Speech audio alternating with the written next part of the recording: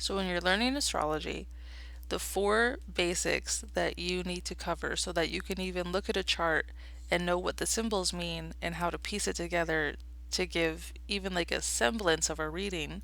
And the first step when you read your chart online and you go, how do all those symbols become these paragraphs of information, is to learn the planets and their symbols, signs and their symbols, houses and aspects.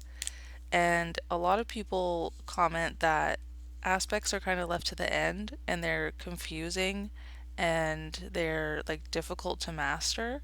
And that's because a lot of the time we'll refer to a planet or a planetary quality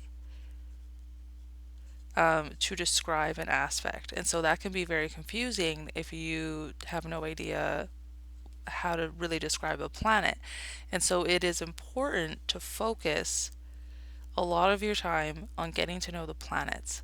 The signs as well are going to have information that ties to the planets because the planets rule each of the signs. And then the houses as well, because if you look at the planetary joys schema or the planetary joys chart, each planet is in a specific house, and the house is kind of like named for the vibe of that planet that's there.